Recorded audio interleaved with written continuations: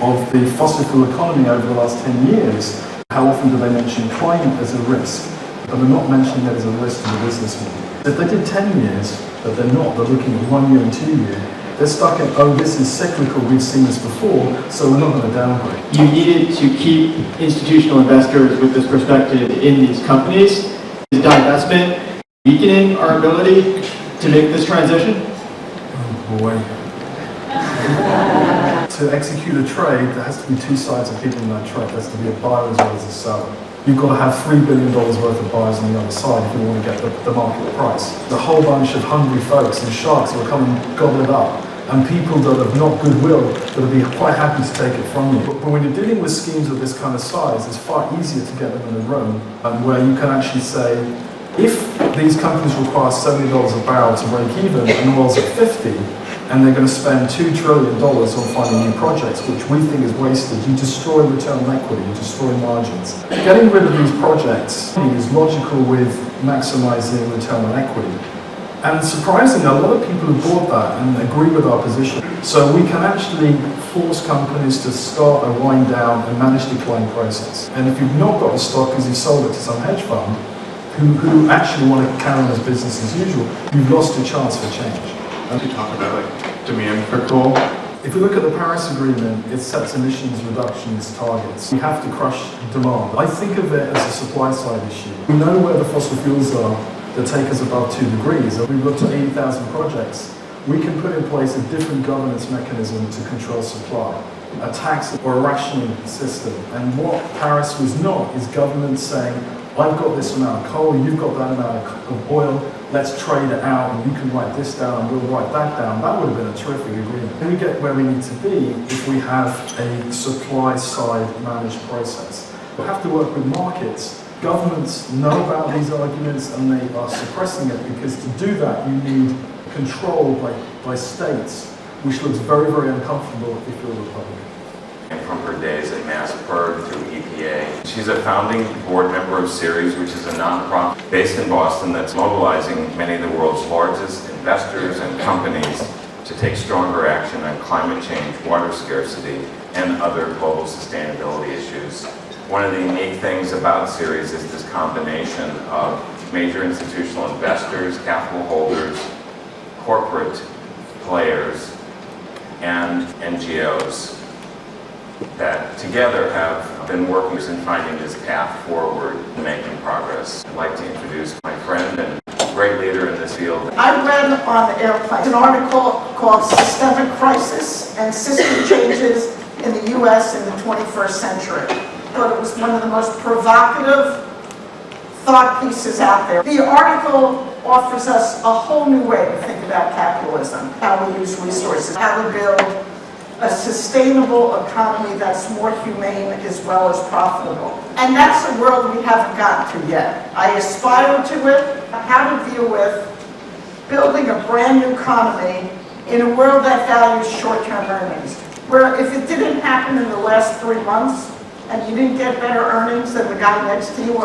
it's not real, it doesn't matter, it's part of some dream, but it's not finance. Those things have to be changed. How we build a world where the short term doesn't define our economy. Back to the climate economy, I think we're huddling somewhere in between the world of economics that we know, that we live in. Where do we need to go to get to a world of new economics? Would it allow the government to buy out the fossil fuel companies? It might be fast, it might be furious. I think we could work on the capital implications of our investors. I don't think our government is quite ready to transition from a fossil fuel society and how to make it just. We don't just wipe a huge part of our economy off the face of the earth, which we need to do, without being mindful and thinking about the workers and what it takes to have a just transition. So let me talk a little bit about the frameworks of how I look at investors, what they need to be doing. Of the 125 investors in our investor network on climate risk, $13 trillion in assets under management. How do we guide them? What should they be doing? How to use their market clout, their ownership of the world's largest companies, to either change those companies or divest from those companies. And how do we use those very same players to stand with us and support public policy. Though, and I want to start with the Paris Agreement. I can't emphasize enough that the agreement, its importance, and what that ratification means to the debate on finance and where investments go. It makes a huge difference. The good news is Paris is important. The other news is we need well over $1 trillion a year to go into building that new economy. Some would say it's substantially more. $1 trillion a year to build a clean energy economy, that's a big lift. But we got to get there fast, sooner rather than later. The scale of our change needs to happen and the pace. The Paris Agreement compels us to imagine and build the world economy, both in the developed and the developing world, and we cannot forget, as we think about our transition, how to build it in the developing world. Getting to below 2 degrees is a very different world. A world without fossil fuels and an energy and transportation economy that is designed to provide energy throughout all of our continents and to reach billions of people who presently cannot even imagine having electricity.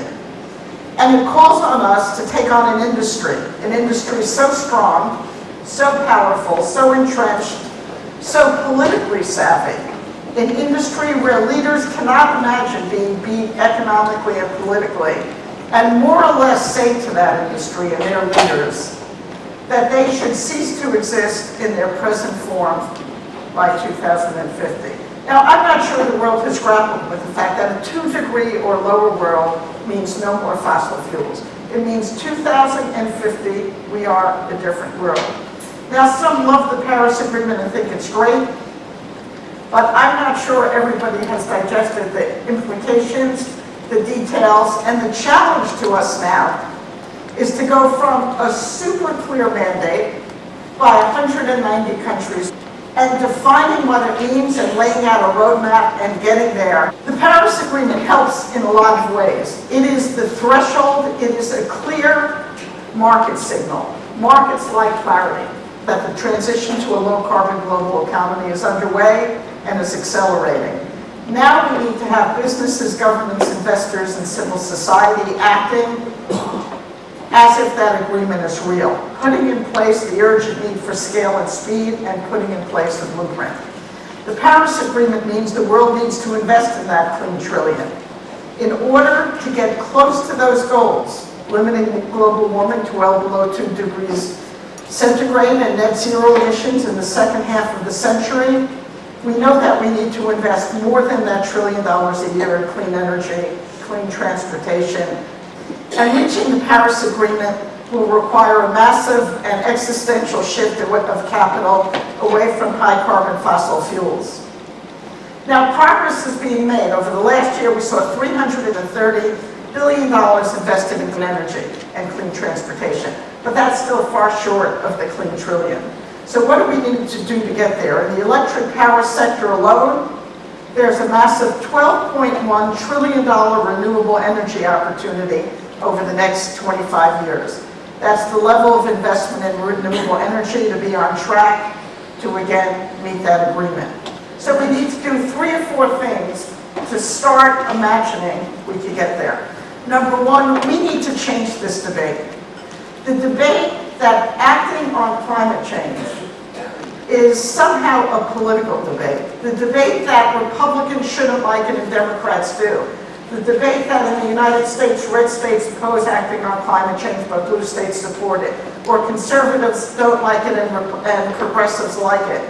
Climate change is a massive truck rolling down the road going at our children or our grandchildren. People understand the humanity of jumping in front of that truck if it's going at their children.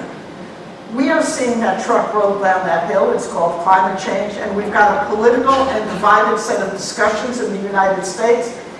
I'm a political animal. I help run presidential campaigns.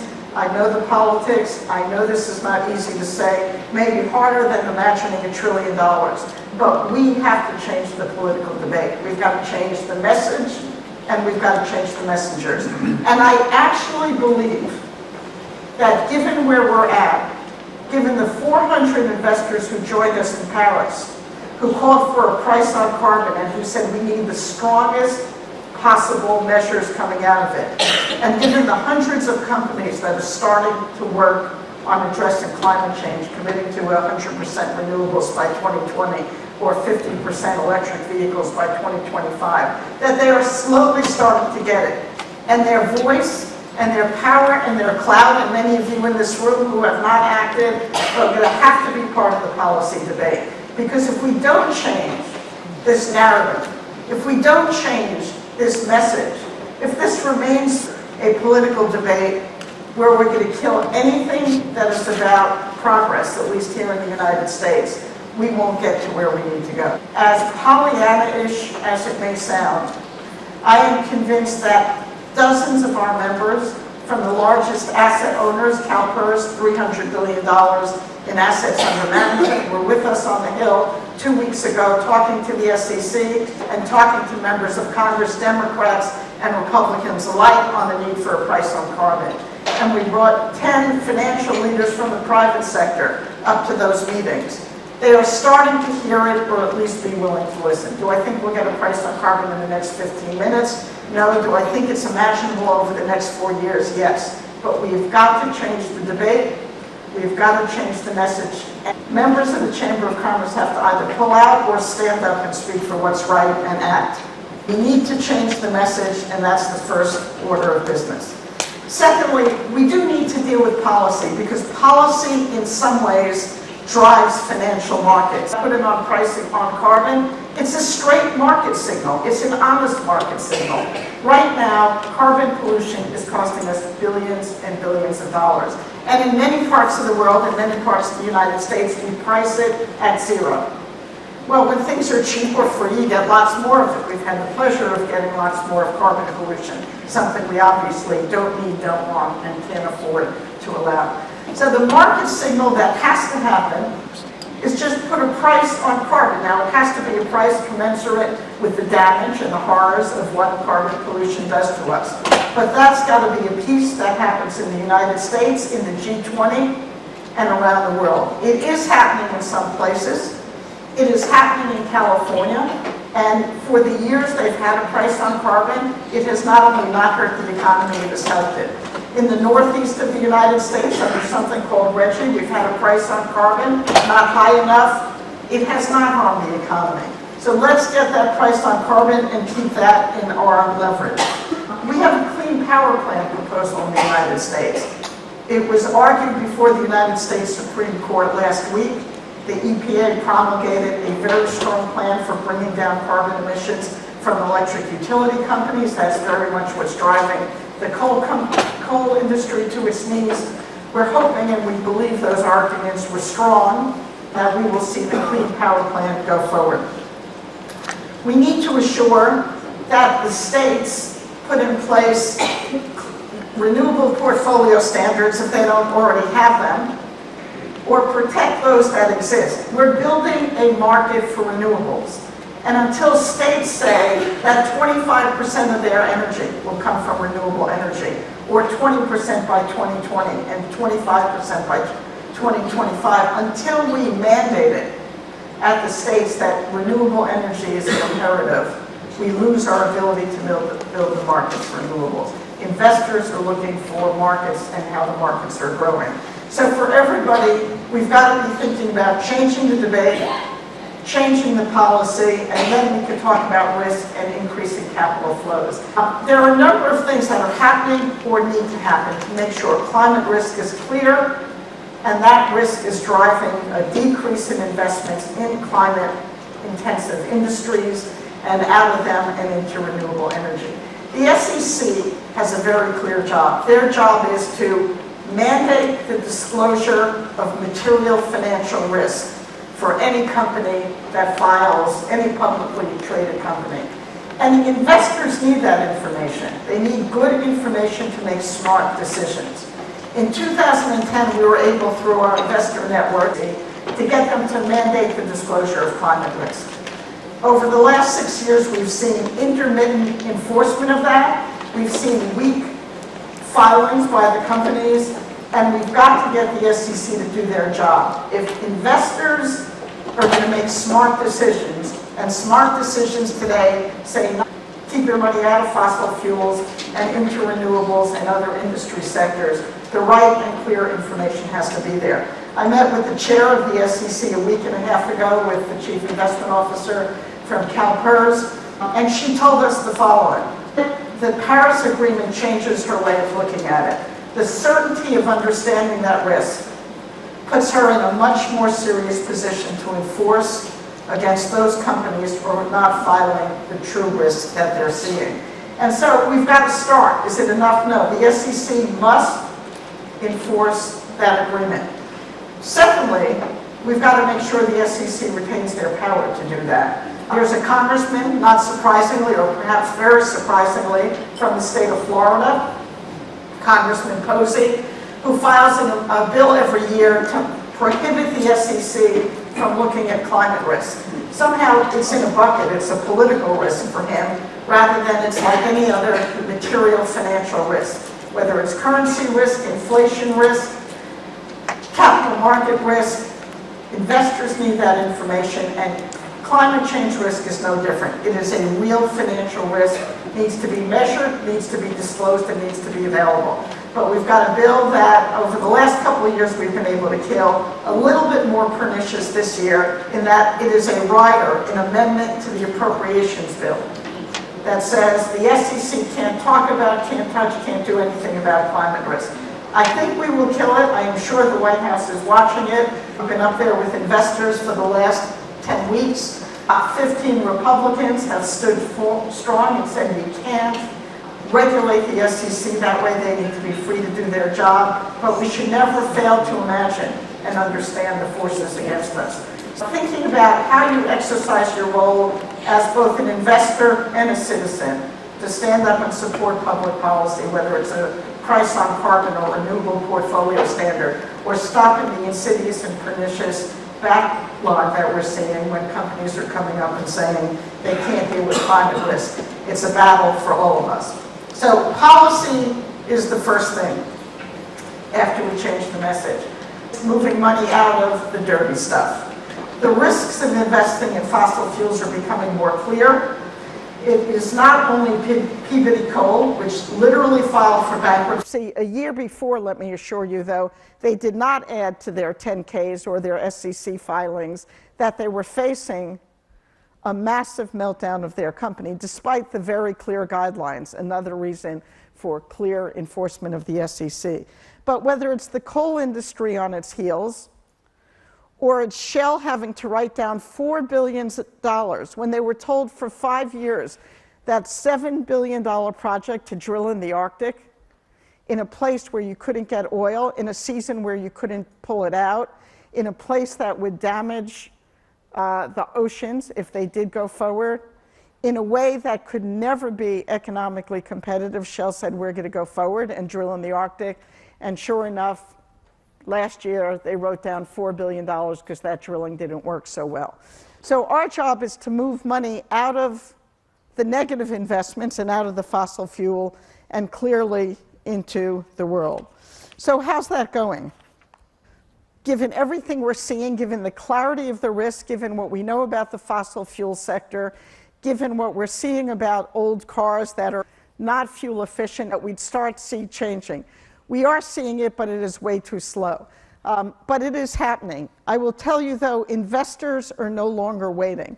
We brought 65 international investors together this year with assets totaling more than $5 trillion in assets under management, who joined us and the Carbon Tracker and others to pressure 27 of the largest fossil fuel companies to show the economics of running their business in a 2-degree world. They filed shareholder resolutions, something none of those companies welcome. They met with the boards of those companies and many of the companies. Many of those resolutions focused on a 2-degree scenario analysis, requesting that the fossil fuel companies assess the impacts of a 2-degree scenario consistent with the Paris Agreement on the resilience of their portfolios and their business strategy. And in the past year, climate risk resolutions have averaged shareholder support of over 20% in the last 3 years leading up to the most recent. This year, The 2-degree scenario climate change resolutions, 9 of them, average support in the range of 38%. 38% of the owners, and when we move BlackRock, which we will, they have no ability, after coming out with one of the strongest climate change reports, to continue to say, we will not vote for the climate change resolutions requiring fossil fuel companies to disclose what their business model will look like in a 2-degree world. But we're at 38% in some of those companies, with companies like Exxon, Chevron, Occidental Petroleum, and AES. Now, those companies are voting and hold a large number of the shares. The fact that we can move 38% of their owners to say, you need to disclose a risk, is a massive change in the debate. And when we walk into the boardrooms, and when we meet with the leadership of each and every one of those companies in our investors, they can no longer say there is no risk. They can no longer say we don't want to answer the question. 38% of their owners are saying, tell us what the risk is, and put it on the record and file it with the SEC and make sure every investor knows what your risk is. And let's look at one company, Total. It's never a US company that seems to take the lead. But Total acknowledged in a recent report to their investors that due to climate change, a part of the world's fossil fuel resources cannot be developed and will never be burned. Total's growth strategy for their business takes this entirely into account. Now, they're not there yet, but for a fossil fuel company to put on the record that the world has changed and they need to reduce and we need to reduce the amount of fossil fuels is a huge change. A coordinated global coalition of investors raised the profile and the public support for these resolutions by speaking out at the annual meetings in advance, met with board members, met with senior leaders of the company, and are following up with every one of them. Those companies are being asked to disclose, and I believe they will, or their shareholders will build the votes and get them higher and change the companies. And investors are not only seeing the risks at fossil fuel companies, they are recognizing the risks across the markets. Overall, investors filed 165 shareholder resolutions calling on companies to reduce their carbon footprint, to disclose their risks, to add climate-competent board members to their boards. And that is a discussion we're having with at least 10 publicly traded companies, and to add in climate goals to the compensation of their CEOs. These issues need to be considered like other major risks, and we're seeing more activity and more investor support for that. And finally, this year, we've brought together a group of 60 large institutional investors who are looking at the 100 largest emitters of fossil fuels. 100 emitters emit probably about 60% of the fossil fuels. They are meeting with, filing resolutions, and asking those companies to make commitments to bring their carbon footprint down, invest in renewables, put climate board members on their board, and to move forward in a different way. So on the risk side, we're starting to see change. Enough? No. But beyond the investors, Moody's and S&Ps are starting to look at climate risk and factor it in. They've adopted some of our language on water risk and what a water risk bond should look like and how to calculate it and what to do with it. We're making progress, albeit slowly. Finally, are we really moving the investment dollars? I hear all day, every day, there's lots of capital, lots of projects, but they're the wrong marriage. And it is true, we need to figure out the obstacles and run over them and knock them down. But at the same time, the transition to a clean energy future is underway. $330 billion this year is not small, on top of $300 billion the year before. We're playing with $600 or $700 billion invested in clean energy, more than we might have expected. And let's look at just a few examples. Yesterday, Allianz signed an agreement with the World Bank to invest $500 million for infrastructure projects in emerging markets worldwide to improve power, water, transportation, and communications. And the New York State Comptroller, $200 billion pension fund, and a board member of ours invested $2 billion in a low-carbon index fund and allocated $1.5 billion to sustainable investment strategies focused only on climate solutions. And $3.4 billion has been put into office buildings by CalPERS, as well as investing as the major investor in 2 large solar products. The California State Teachers Retirement System recently made an investment to increase low-carbon clean energy investments by 150% from 1.5 to 3.7 billion by 2019, and an investment of over $300 million in green bonds, and over 2.5 billion in renewable energy projects in a private placement by Prudential Financial.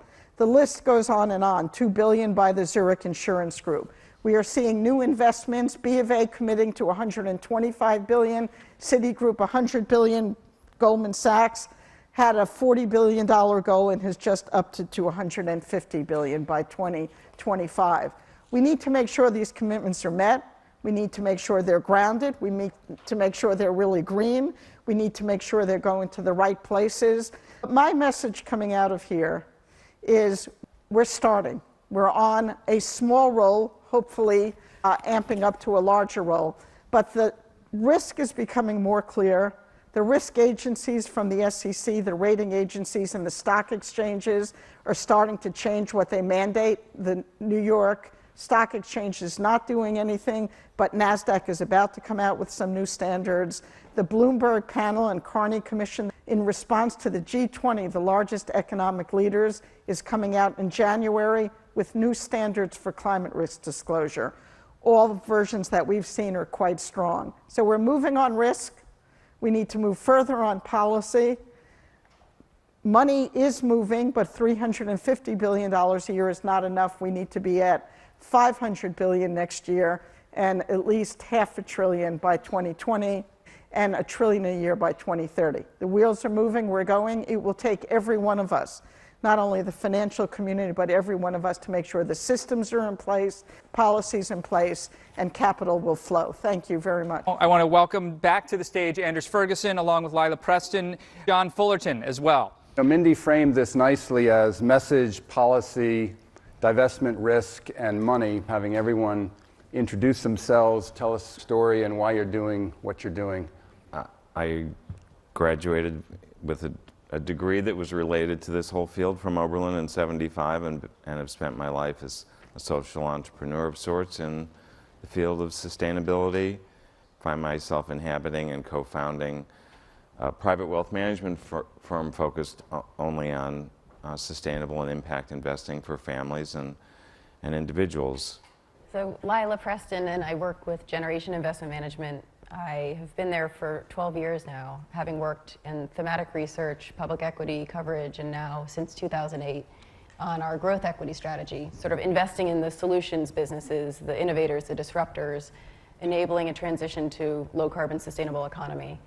I had gone to business school in London. I lived in London for the past 12 years, have just moved back to the US. I went to Stanford undergrad, and immediately out of school went down to southern Chile with a Fulbright, where I was doing community-based conservation work. And that led into an early career in finance within the nonprofit sector, and ultimately looking at how to scale impact, following the capital flows to end up where I am today, where we get to deploy capital into these solutions businesses. I'm Al Pujola, CEO of Capital Peak Asset Management. My background, after growing up in Ohio, I spent 30 years as an investor and investment banker.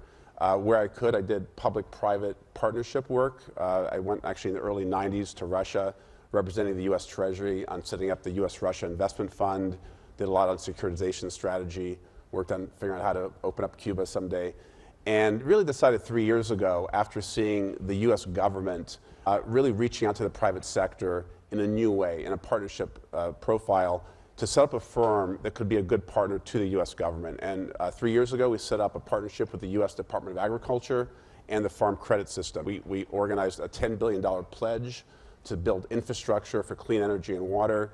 And since then, we've invested $3 billion of that, working with both equity and debt efforts around the country. I've spent the last 35, 38 years working in this space as a lawyer, litigator, as a regulator, running the New England Regional Office for the EPA. My background is in law and business. And having spent 3 decades thinking about how you make change, and when you move it by shaming and blaming, and when you move it by litigating, and when you move it by advocating, it seemed that we need to bring capital market leaders into this debate. Either they come willingly or it becomes a bigger battle. But we're not going to make the change we need, at least until we get to the radical change that we aspire to, and that I hope comes sooner rather than later, without bringing in the capital markets in one way, shape, or form. The power is there, the clout's there. We've got to move it, given that we've got logic on our side, facts on our side, to be part of the answer moving forward. And so spending the last 12 years working with capital markets has been part of a longer-term vision, but I think a world that we all need to be part of. This regenerative, integral approach to business and economics is actually happening already. And this is like a great example that I wasn't aware of how there's actually new thinking and new innovation happening at the intersection between the private and public sector, and happening at scale. The first issue is time. These oil companies have some real problems, obviously. But the one thing they do better than any industry that I'm aware of is they think in the long term, believe it or not. They invest in the long term. And so Shell says, we believe our portfolio is resilient under a wide range of outlooks, including the IEA's 450 scenario, compatible with avoiding 2-degree warming. However, we have no immediate plans to move to a net zero emissions portfolio over our investment horizon, 10 to 20 years. Now, you're not going to find many real investors who declare that their investment horizon is 10 to 20 years. And Shell, whether they're right or wrong, we think they're wrong, but they can declare with some confidence that the story we're talking about doesn't affect their investment horizon 10 to 20 years. Does this mean that investors, in terms of how money flows, not the risk disclosure, which I think is essential, not so much because we need to know about the risk, anyone with common sense knows the risk is there, but to get people on the record and saying there's no risk means they can go to jail. But in terms of actually moving money, are we basically dependent on policy in order to cause markets to do what markets need to do?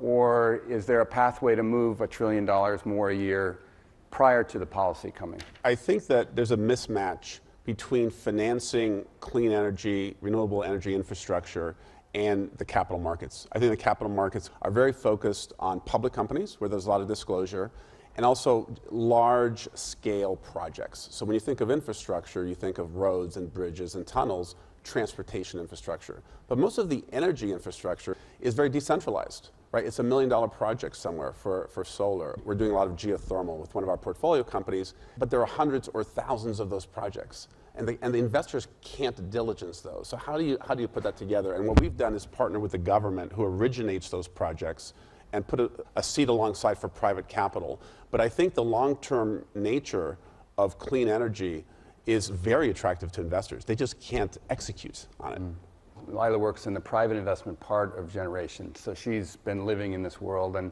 their firm actually is one of the leaders, both in terms of business success and financial success in doing this, but what's called clean tech space is kind of surprisingly been a downer for investors, to say the least. A lot of it happened at sort of just the wrong time, and these are long-term projects, so there's not some boom of capital going into clean tech right now. In fact, a lot of people can't raise their next clean tech funds. 12 of the $13 billion that Generation manages is in a public equity strategy, which does not own any fossil-based companies and has delivered outperformance. It is a concentrated strategy, and it does not have to match an index, but it has been able to do that over a long time period.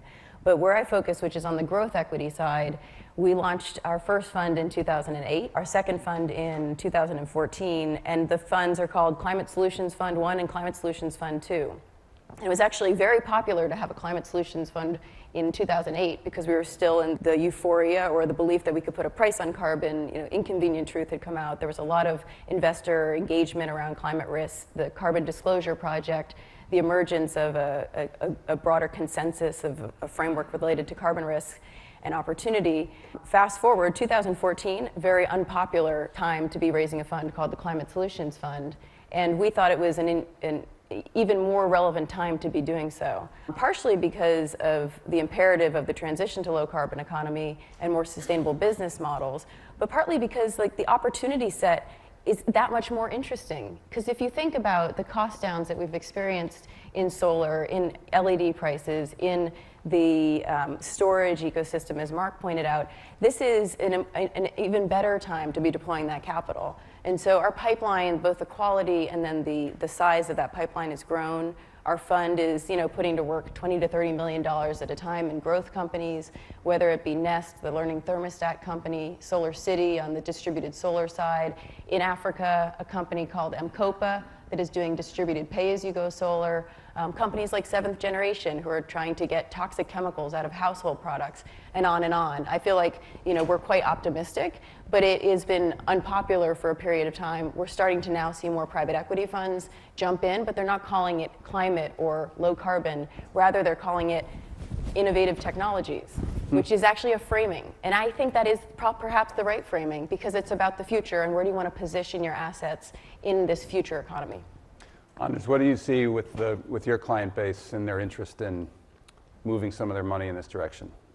We manage about $1 billion. About 40 or 50 million of that is actually invested in generation. And we started that back when there was $300 million of assets there. So one of the things that our clients and you are doing is that you're investing in companies that are taking the risk to do this work.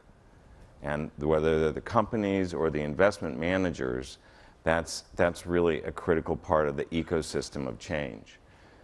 Michelle made the comment that there's too many old white guys up here, like myself. Another way that this change is happening is because of your kids. And I have a bunch of kids in my family, and I say to them as they're fighting for divestment, are you talking to your parents who are wealth holders?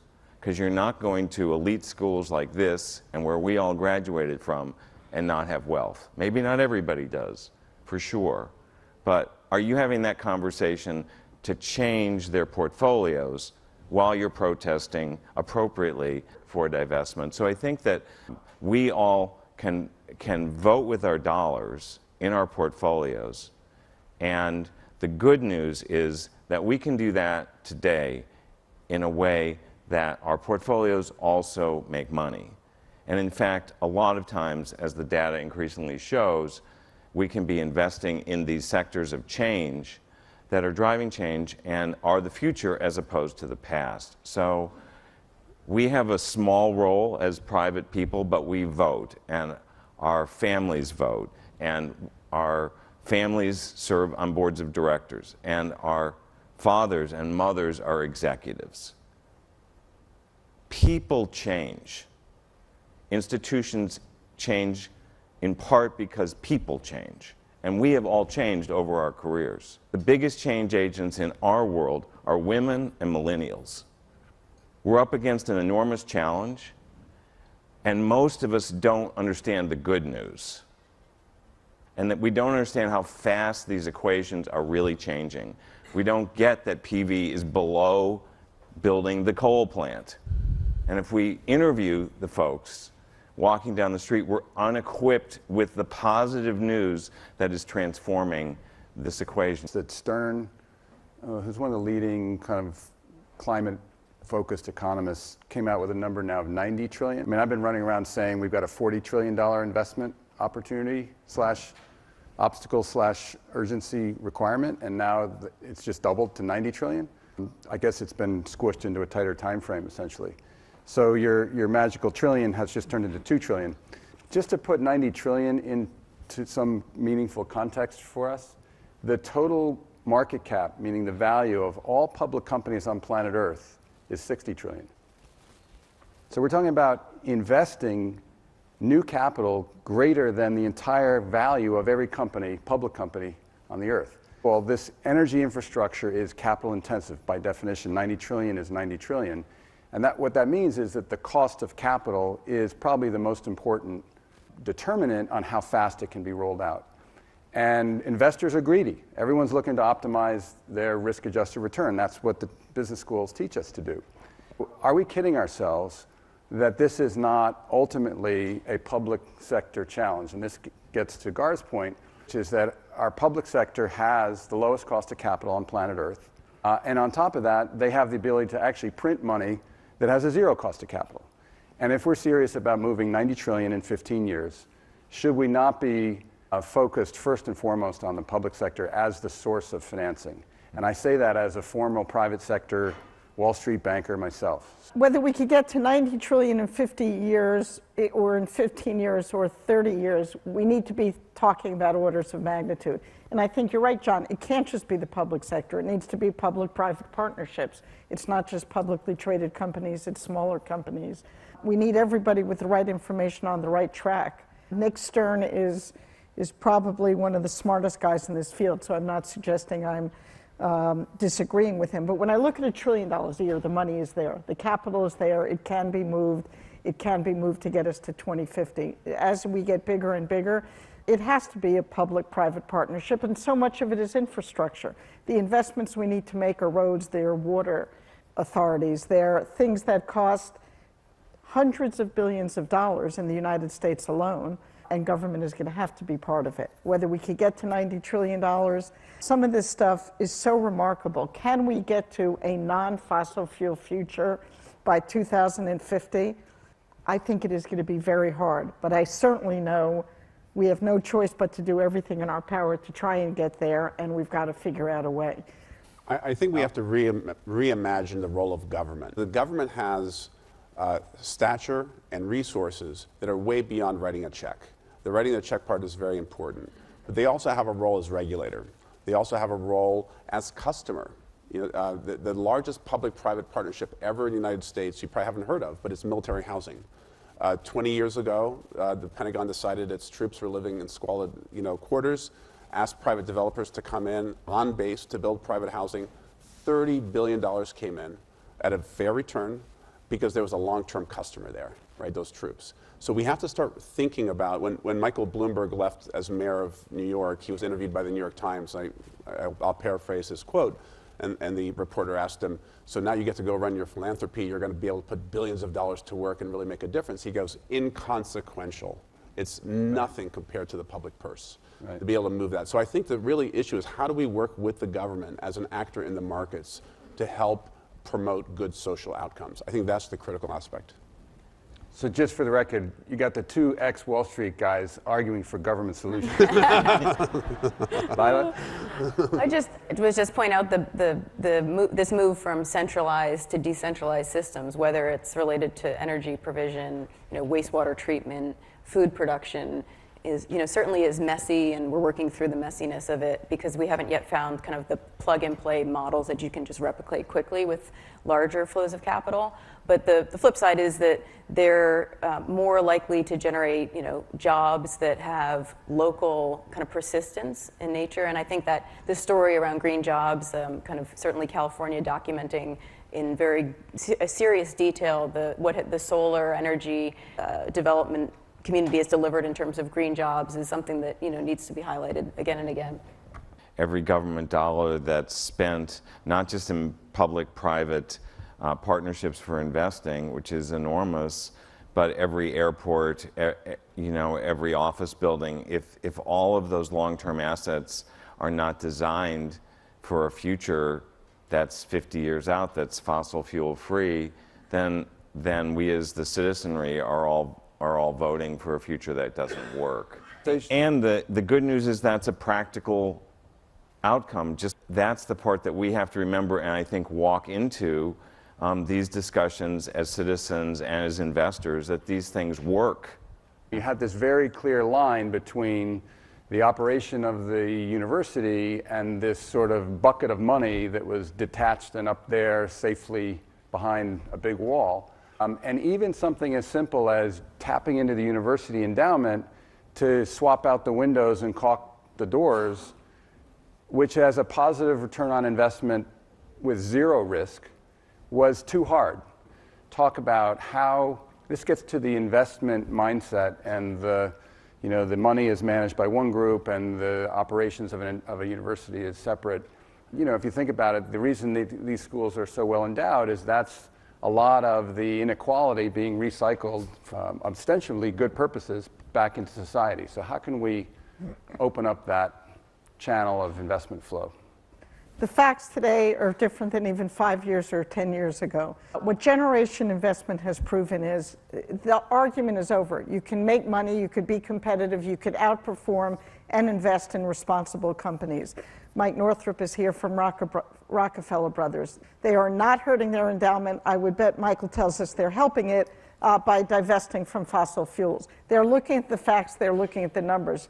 Their fiduciaries, their board members, their investment officials are not going to make dumb decisions. They're pretty smart. They've got a duty to their trustees, to their beneficiaries, but they're looking at the facts. The facts are showing us that you can make money without being invested in fossil fuels.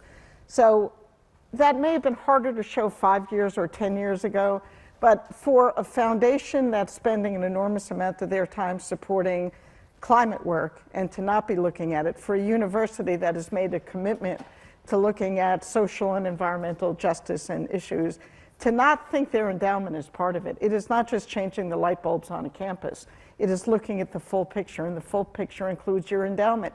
And there are many things they could do that are not going to hurt their bottom line, whether it's investing and financing some of the campus changes, whether it's voting their proxies, and if they're not divested yet, are they at least voting for shareholder resolutions? If they're not doing that, they've got to be doing something. And I think old systems are hard to change.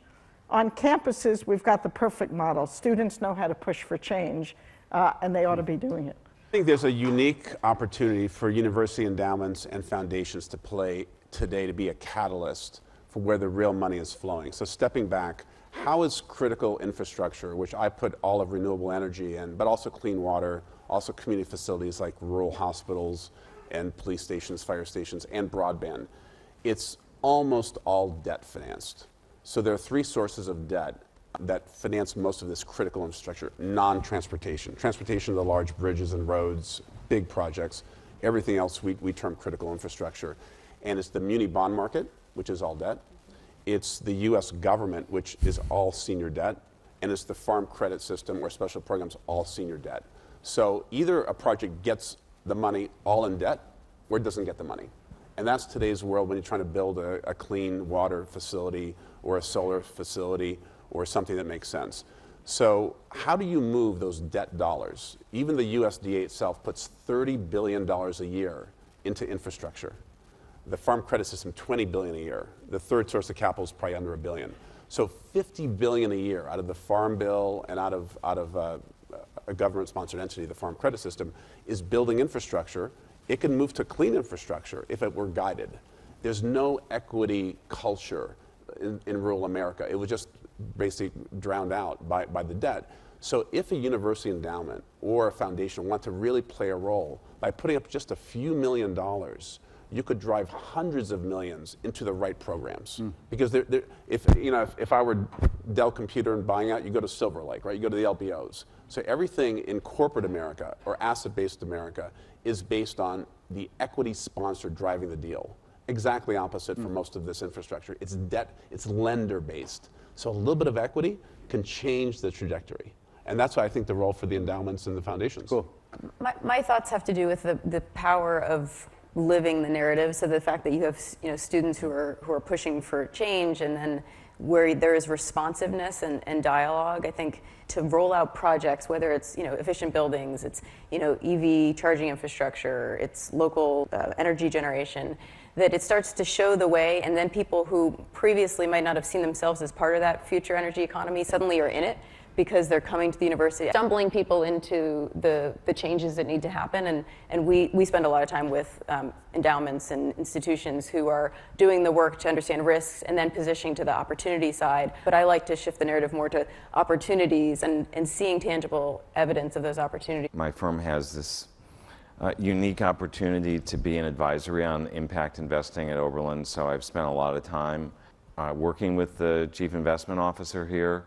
In our world, there's this big debate that goes on in terms of investing between the direct investing, something, John, you push, the private investing, the high impact where you can see and the public equity side and the municipal bond side where it's long-term change but a little harder to see. Champions are critical, and in college environments, that's students taking action. So Oberlin has used its endowment and its credit rating to finance order of $80 million of what all of us that work in kind of this impact investing space would say is the highest impact. You could divest, and Oberlin owns very little, if zero, fossil fuels because it's not a very good asset class to own. And you can use the power of your institution to make these kind of changes. My name is Brenna St. Ange from the Alliance for Sustainable Colorado. My question was based off the knowledge of a $40 trillion transition to a clean energy economy. So whether that's 40 trillion or 90 trillion, the question still remains the same. What's 50 trillion? Yeah, what's 50 trillion? Bunch of zeros. There's also the estimate about $20 trillion in sunk assets for the carbon bubble, and another estimate of 70 trillion for ecosystem services if they were fully valued. Could we create a strategy where we actually value those $70 trillion of ecosystem services to then sink the carbon bubble, keep that 20 trillion in the ground, and finance the transition to a clean energy economy using the value of ecosystem services? The magnitude of this can't let one or two actors approach it. There has to be a holistic solution, and that means the government's going to have to be in place, just like it was in the financial crisis, right? There's no one institution that could survive. The government has to step up and support the system. I think this is really a topic for the next president to sit down and call a summit together on how to approach something of that magnitude. You've introduced the amazing complexity of this shift. The 20 trillion of stranded assets is not all Exxon's. It's Venezuela's, it's Saudi Arabia, it's Iraq. It's in places that are do not have an ability to respond and adjust to losing their principal source of revenues.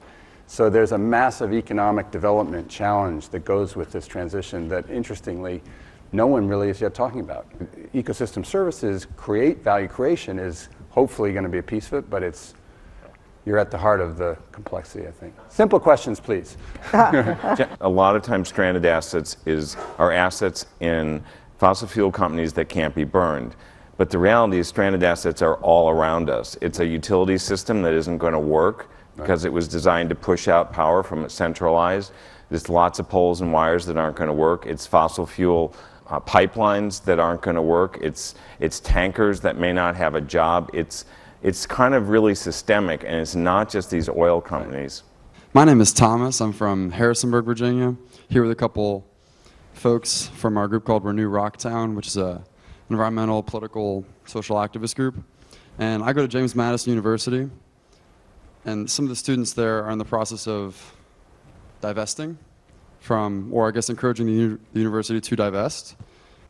How proportionately small amount of equity-based financing can go a lot farther than like a larger quantity of loan-based financing. How can a much smaller amount, like a few million of equity-based, finance, create a lot more change than this kind of government-funded, debt-based? Yeah. I was an M&A banker and a private placement banker, so very corporate. Most of rural America, where a lot of these infrastructure facilities are for clean energy, are really based around the lender saying, I'll give you $100 million to build that solar plant if you go find $5 or $10 million of equity. And the borrower goes, how do I find equity? I don't trust Wall Street. So for that $5 million of risk capital, 105 would go into the project. And of that 5, you could find a $1 million investor, because the way investment works usually, there's a lead investor, someone who does the work, who writes the memo, who runs the financial model. And if that $1 million investor does the work, he or she will find 4 more investors, each for $1 million, for the equity, and then the 100 of debt goes in. So that all goes in to build a clean energy facility. So the issue is with $1 million, you could move over $100 million of assets. My name is Joni Klar, and I'm a social architect and a media producer. And I'm very interested in what we need here is a new story. Our big elephant in the room is how do we tell that new story and hit critical mass? I'm just thinking with all these wonderful, wonderful opportunities and assets that are being leveraged up, if when we create budgets for our next projects, that we put a filmmaking component, so everything gets documented, and everything gets shared, and we can share our successes, which I think will leverage up the capital, the policy. Companies, I think, in the future can succeed by being entities that sell products and services and make money, but also as advocacy businesses. I think it's really a luxury to have been working at a firm that sees itself as an investment management business and an advocacy business. I was involved on the board of Seventh Generation, which was interestingly recently acquired by Unilever, and that company sees itself as a home care products business and an advocacy business. And this idea of that being in an integrated dialogue is compared to a separate, either a communication strategy or frankly a kind of a postmortem, but that it drives the core of why do businesses exist. You know, at Generation we engage with a lot of CEOs who've rewritten that dialogue, and I think every company and project should do the same. Bob is the editor-in-chief and publisher of Solutions Magazine, and as a former journalist, I'm always interested in this notion of solutions journalism, and it's really gratifying to see an entire journal devoted explicitly to solutions to the giant problems that we face. Bob? Actually, this journal started here at Oberlin. David Orr is an associate editor and has been from the very beginning. It's a hybrid academic and popular magazine devoted to communicating some of the solutions that are out there. No more than a third of each article can be about describing the problem. 2/3 has to be about describing the solution. We encourage you to take a look. It's available for free online. Read about what's going on elsewhere, but I think contribute.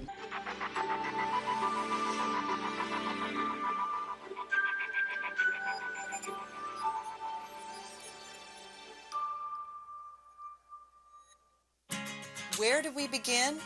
With a seed, a tomato, a CSA, with changes in how people get their food. With an audit, with jokes about changing a light bulb.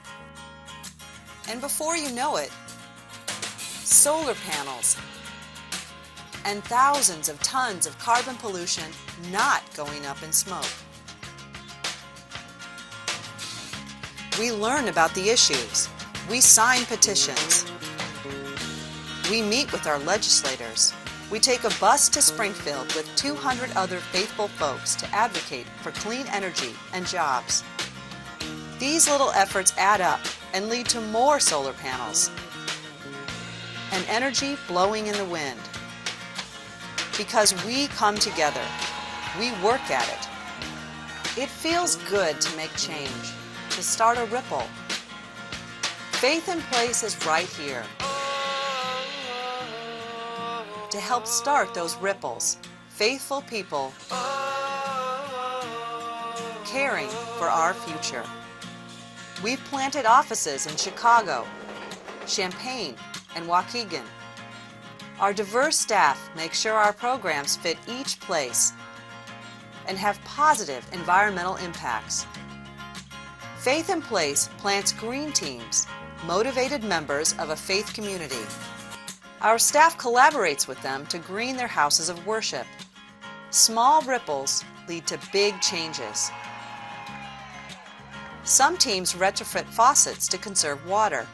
Others start gardens or teach how to weatherize homes. These small changes have lasting effects and lead to taking on bigger environmental challenges. With generous donations and grants, Faith in Place starts ripples. With worship, with religious education, with nature outings, with local food connections. The ripples of change spread. We celebrate each success because joy fuels courage for the next step. Each house of worship is unique, but the ripple pattern is always the same. Love ripples outward to the home we share, the planet we are passing on.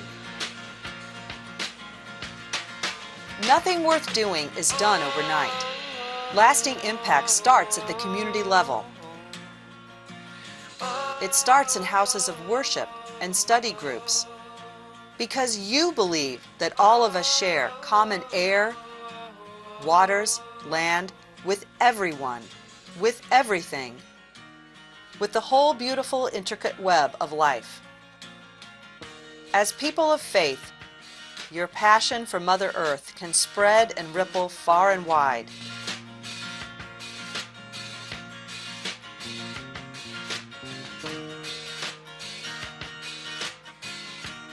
Help Faith in Place inspire a powerful wave of Earth care. Make your ripple.